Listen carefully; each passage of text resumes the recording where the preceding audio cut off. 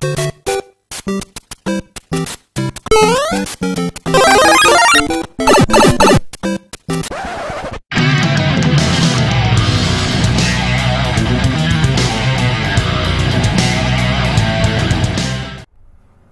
meus queridos Janjas e Janjas, tranquilo? Vamos continuar o nosso estudo então, agora nesse tema sobre os princípios implícitos, né, do direito administrativo. Então, qual é o ponto aqui?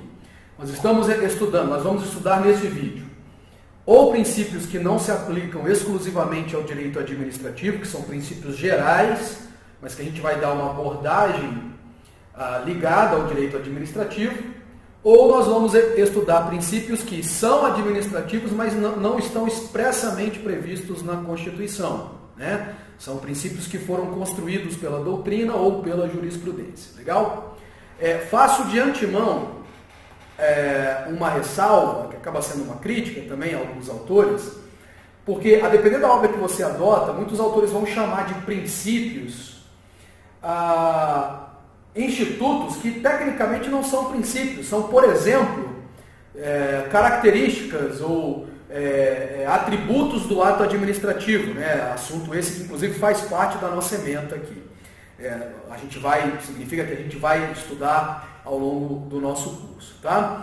Eu me refiro, por exemplo, a princípio da autoexecutoriedade, princípio da presunção de legalidade, veracidade e legitimidade. Olha, inclusive no meu material isso está lá, né, para os meus alunos regulares aí, isso está lá chamado como princípios, também está previsto, explicado dentro do capítulo de princípio, mas tecnicamente isso não é um princípio, né? E aí por isso, neste vídeo, eu não vou tratar desses institutos, ou se você preferir, princípios, porque ao longo do nosso curso nós vamos tocar nesse assunto no capítulo próprio, quando a gente for falar, por exemplo, de ato administrativo, tudo bem? Então a gente vai tratar daquilo que efetivamente é princípio, né? Aquilo que é uníssono na doutrina, que sendo tratado como princípio mesmo, tudo bem? E aí vamos lá, comecemos então pelo princípio da isonomia, né? Um princípio conhecido por todos nós, talvez um dos primeiros princípios que nós, estudantes de direito, temos contato ao longo do nosso curso, e princípio que é, na verdade, princípio geral de direito, né? Princípio que se aplica a todas as searas, seja qual for o âmbito que você esteja estudando determinada área, né, da ciência jurídica. Legal? Então, bem, primeiro, o que é princípio da isonomia? A gente tem que lembrar a base, né? A gente tem contato com esse princípio e estuda esse princípio de forma mais profunda lá em direito constitucional. Então, o que é isonomia? Vamos começar daqui. A ideia do tratamento igualitário, né? Ou seja, que a lei deve dispensar às pessoas o mesmo tratamento, né? Sendo um pouco mais técnico, é dizer que duas pessoas numa mesma situação jurídica devem receber tratamento isonômico, né? Igualitário. Essa é a visão clássica, né, do princípio da isonomia. Esse conceito que eu acabei de te dar é um conceito bastante técnico, tá? Mas nós sabemos, pessoal, que desde muito, né, a lição de Rui Barbosa ficou conhecida, né, por todos nós, desde muito a gente enxerga duas facetas, ou dois aspectos do princípio da isonomia. O que se convencionou de chamar de isonomia formal e isonomia material. E atenção, vejo muitas vezes um discurso que parece tentar abandonar a isonomia formal, e a ideia não é essa. A depender da circunstância, né, da circunstância fática e jurídica, a isonomia vai atuar em uma ou outra faceta. O que eu quero dizer então? Isonomia formal é aquela ideia de tratar todos, né, a ideia que inclusive está esculpida na nossa Constituição, lá no artigo 5º, é a ideia de que todos são iguais perante a lei, não se admitindo nenhum tipo de discriminação ou preconceito. Então, este é o teor da isonomia formal no direito como um todo e também no direito administrativo. Entretanto, há situações em que as pessoas se encontram em posições fáticas ou jurídicas que são distintas. E de maneira a igualá-las, a gente precisa dar tratamento diferenciado a elas. E daí surge então aquela máxima de que a isonomia material comanda tratar os iguais de maneira igual, esse é o aspecto formal da isonomia, e os desiguais de maneira desigual na medida das suas desigualdades. Né? A célebre frase de Rui Barbosa ao defender esse aspecto da isonomia material. Então veja só, na isonomia material o que a gente vai admitir e na verdade convocar, o que vai ser necessário é uma discriminação positiva, né? Um tratamento diferenciado no sentido de igualar essas pessoas. Então esse é o teor, esse é o aspecto da isonomia, né, no direito como um todo, como um princípio geral, e agora a gente precisa trazer a isonomia para dentro do direito administrativo. De que forma a isonomia pode ser enxergada aqui dentro do direito administrativo? Quais momentos que ela atua? Olha, a gente tem diversos exemplos e a isonomia está intimamente ligada com a ideia de impessoalidade, acho que vocês conseguem ver, princípio explícito, né, a impessoalidade, mas implícito a isonomia. E um detalhe que é importante a gente observar, deveria eu ter feito essa observação antes. O que eu chamo de princípio implícito, me perdoem, o que eu chamo de princípio implícito, não significa necessariamente que o princípio não esteja escrito na Constituição de forma expressa. Significa que ele não está escrito na Constituição de forma expressa. No capítulo da administração pública, que é do 37 a 44, que é o capítulo que nós estamos estudando, né, do texto constitucional, ou que ele realmente não está escrito na Constituição em momento algum. É por isso que ele é chamado, então, de princípio implícito. Mais uma vez, me perdoe. É por isso que ele é chamado, então, de princípio implícito, né? Ou ele não está escrito na Constituição em nenhum momento, ou ele está escrito, mas não dentro do capítulo da administração pública, tá? Só para deixar isso bastante claro. Por que eu lembrei disso? Porque a isonomia está prevista na Constituição, né? Em diversos momentos a Constituição lembra dessa ideia de igualdade, mas ela não aparece explicitamente aqui no capítulo da administração pública, né? Por isso que a doutrina classifica como princípio implícito. Então eu vinha dizendo, isonomia, a ideia de igualdade, ela está intimamente ligada com a ideia de impessoalidade. Qual o momento que a gente vai perceber a isonomia atuando aqui no direito administrativo? Diversos pontos. Por exemplo, a exigência de concurso público, a exigência de licitação para contratar com a administração pública, são dois exemplos intimamente ligados à impessoalidade e que também conversam, também se inspiram na ideia de isonomia. É dar a mesma chance a todos os competidores, seja no concurso público de provas ou provas e títulos, seja no procedimento licitatório, né? A gente poderia citar um exemplo. E aí, pessoal, a gente precisa, quanto ao concurso público especificamente, surgem construções doutrinárias e jurisprudenciais que são importantes aqui. Por exemplo, numa ideia de discriminação positiva, ou seja, isonomia material, a própria Lei 8.112 de 90 vai determinar a reserva de vagas para pessoas com deficiência, né? Assunto esse que os meus alunos de Direito Administrativo 2, você que acompanha esse curso todo, vai acabar estudando comigo também. Então, olha, a reserva de vagas para que somente pessoas com essa característica compitam entre si. O que é isso aqui? Isso aqui é isonomia material, nitidamente uma discriminação positiva, né? E aí surgem algumas construções, né, ligadas a essa ideia da reserva de vagas, que também estão afeitas à isonomia. Por exemplo, a pergunta é, será que é lícita a reserva de vagas ou a realização de um concurso público que seja exclusivo para determinado sexo? Por exemplo, um concurso público que é só para mulheres, né? Um concurso público que exige uma idade mínima, vamos falar de todos os assuntos de uma vez só. Concurso público que exige idade máxima, melhor dizendo, né?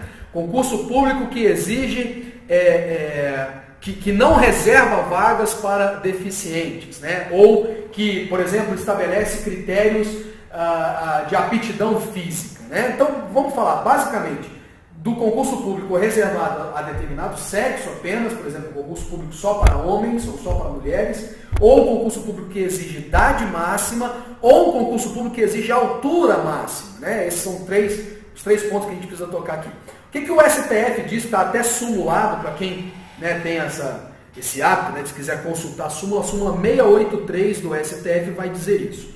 A exigência de idade máxima e, por analogia, a realização de concurso só para determinado sexo, ou para exigência de altura máxima, é válida, olha o que o STF falou, é válida, não é ofensiva à isonomia, é isso que eu quero dizer, ou é isso que disse o STF, desde que essas exigências se justifiquem pela natureza das atribuições do cargo a ser provido, né? Então, veja só como o resguardo à isonomia é importante aqui. Pode haver reserva de vagas, pode haver um concurso público exclusivo para determinado sexo, ou limite de idade, ou altura, sim, desde que as atribuições do cargo justifiquem essa exigência sob pena de ofensa à isonomia. Tudo bem? Então, é o comentário que eu queria fazer sobre o princípio da isonomia. Legal? Um próximo princípio que eu quero apresentar a vocês, esse também que merece uma crítica minha,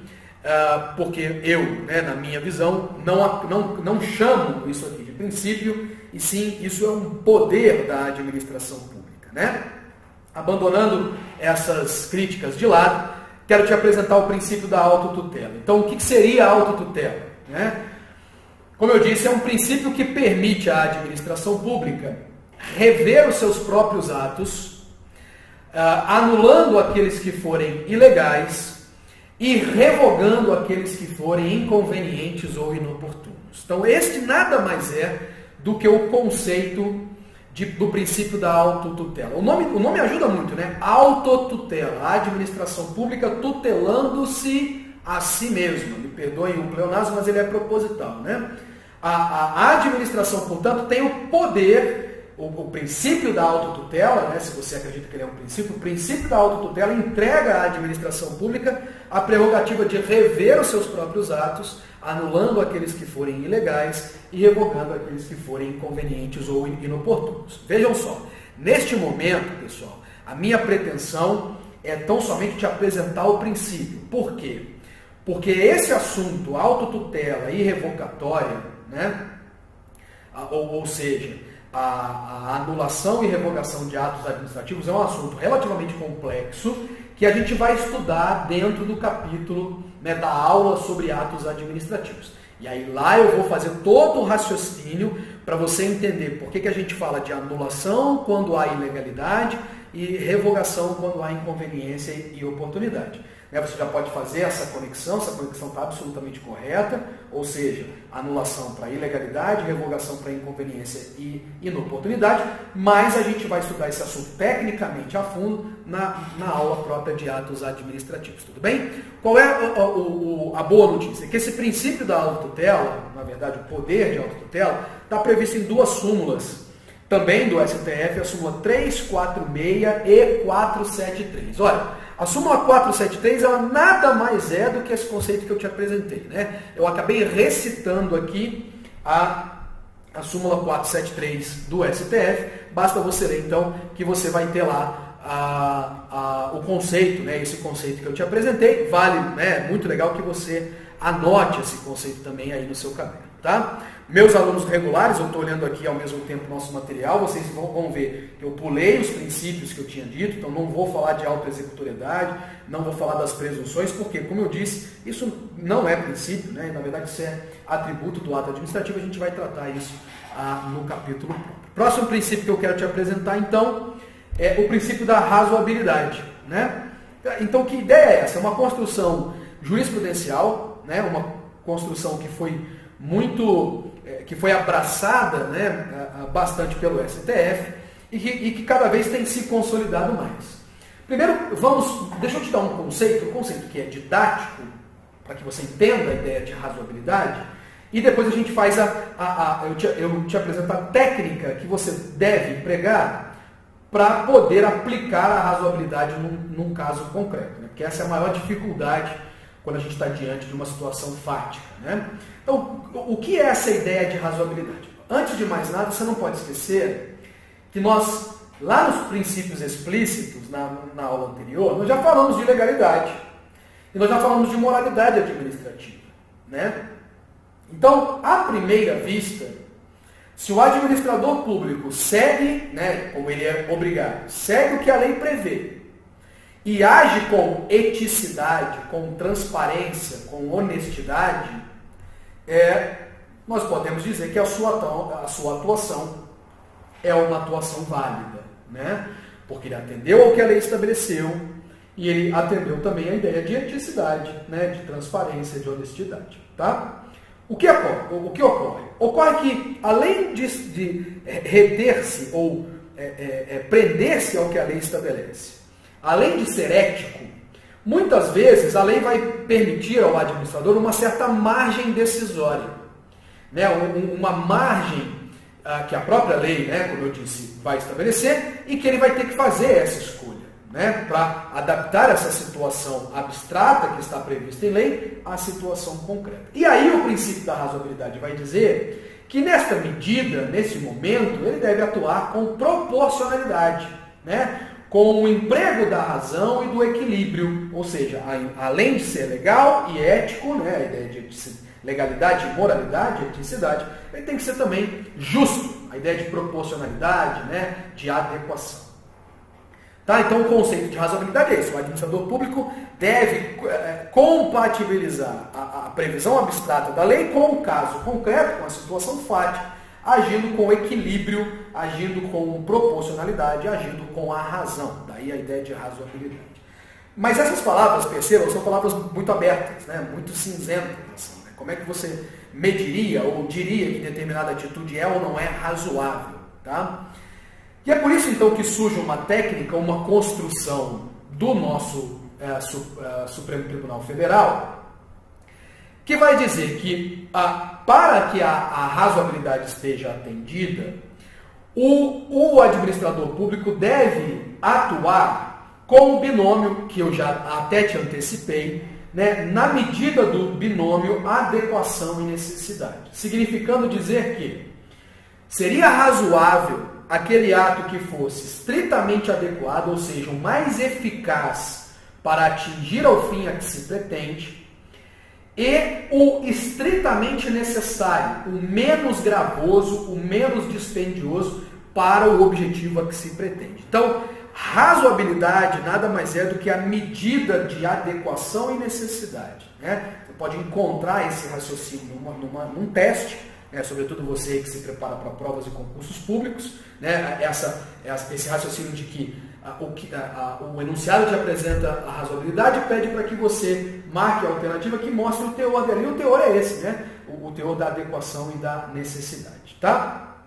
Outro ponto que é importante e que nós vamos discutir isso, como eu disse, novamente dentro do capítulo de atos administrativos, é você entender agora que essa discussão foi uma discussão muito pujante, né, quando o princípio da razoabilidade ainda se construía, se consolidava, em que medida o judiciário pode exercer o controle dos atos administrativos, argumentando pela sua razoabilidade.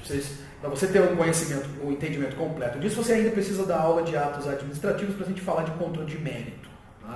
Mas eu já quero te antecipar aqui o seguinte: o que se consolidou é que exercer o controle de ato administrativo a partir da análise da razoabilidade é controle de legalidade e por isso, legalidade, repito, controle de legalidade, e é por isso que o judiciário pode sim controlar a validade de um ato administrativo a partir do argumento da razoabilidade, tudo bem?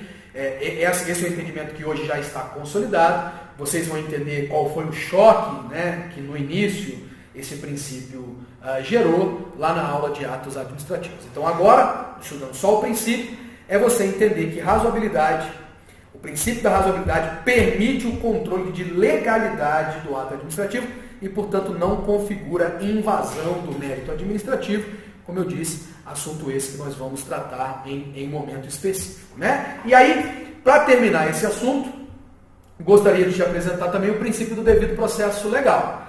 Princípio genérico, né? Princípio geral de direito, inclusive direito fundamental do cidadão, que num outro viés vai atuar aqui também na administração pública, porque você também na aula de atos administrativos vai entender, e eu aqui estou fazendo uma escolha de uma escola, né, uma escolha didática, uma escolha acadêmica, você vai entender que todo atuar administrativo é na realidade um processo administrativo, né? É na realidade uma sequência de atos organizados e concatenados que se pretendem, né, que visam um fim específico e que são assim organizados para evitar surpresa ou tumultos ou sobressaltos.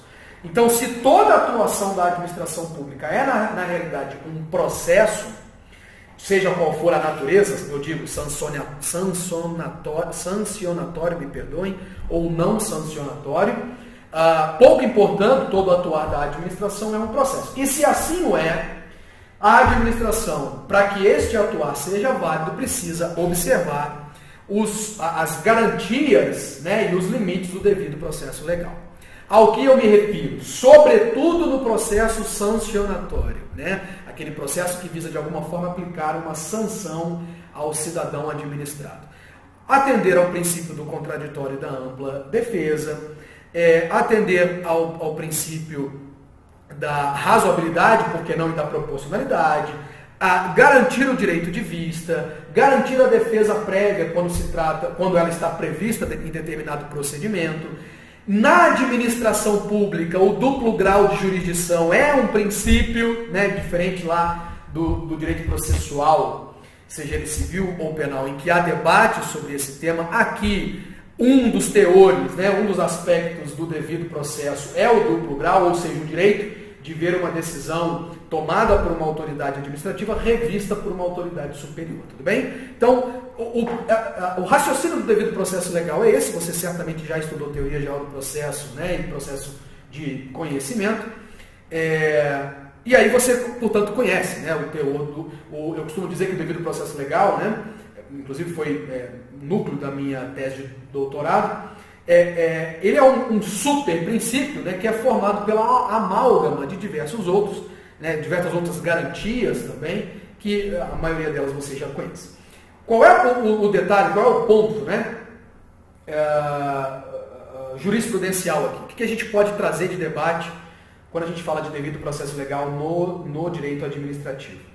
É a questão da defesa técnica, né, assunto esse que já gerou muita discussão, mas felizmente hoje está resolvido há muito tempo, né, desde 2004, para ser específico, pela edição da súmula vinculante número 5 do STF, então acessem lá a súmula vinculante número 5, que vai dizer que a falta de defesa técnica no processo administrativo, sancionatório, seja ele disciplinar ou não gera nenhuma inconstitucionalidade. Então, o que é isso? Que debate que é esse? É que, quando a gente for estudar processo administrativo disciplinar, isso vai ficar bastante claro, né, para todos vocês, mas é que no processo administrativo, como não se trata de processo judicial, ao menos no âmbito federal, a presença de advogado ela é facultativa, né? Então, o primeiro dado é esse. Acontece que o artigo 133 da Constituição vai dizer que o advogado é indispensável à administração da justiça. Tenho certeza que, se não todos, a maioria de vocês conhecem essa redação, né? E aí surgiu uma ideia, portanto, antes dessa súmula, por óbvio, né, que o processo administrativo que desenrolasse, né, que fosse realizado sem a presença de advogado, ofendia o artigo 133 da Constituição e, por isso, o processo administrativo era inconstitucional, né? Ele era nulo por inconstitucionalidade, tendo em vista a falta de defesa técnica, compreenderam?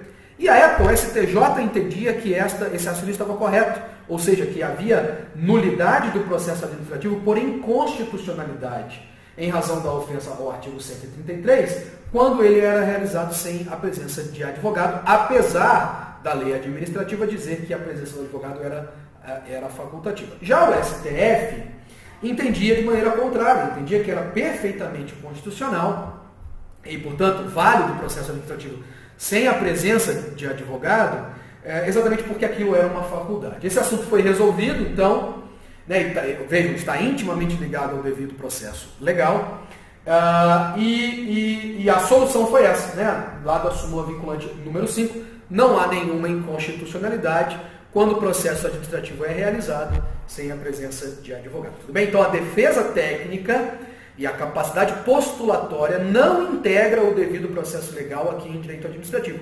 Esse é um questionamento mais inteligente que você pode enfrentar, né? A defesa técnica ou a capacidade postulatória, ius postulandi, é um requisito para a validade do processo administrativo? Integra o devido processo legal? E você vai, hoje, com segurança, dizer que não. Legal? E aí nós temos ainda, poderíamos falar ainda do princípio da continuidade do serviço público. Esse é um princípio que também eu vou deixar para observar no capítulo de serviços públicos, porque aí lá a gente vai estudar o que são os serviços públicos, né? Quais são as escolas.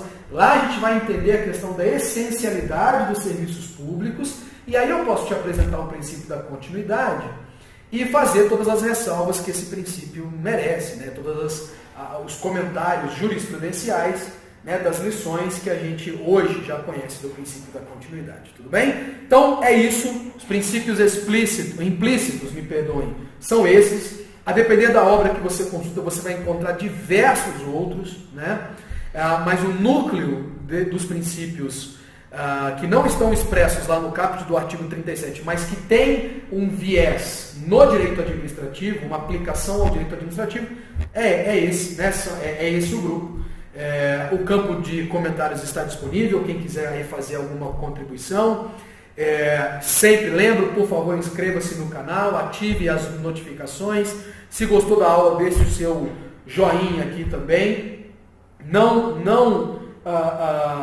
se acanhem, né? Divulguem esse vídeo para a maioria das pessoas. Isso vai contribuir para que o nosso canal possa crescer e a gente possa atender e levar conhecimento ao maior número de pessoas possíveis. Maravilha? Grande abraço a todos vocês. Deixa de ser janjo, estuda, lei aberta, Constituição aberta, doutrina, acompanha pela aula, anota no seu caderno, que eu tenho certeza que você vai arrasar, seja qual for o seu objetivo. Fiquem todos com Deus e um grande abraço.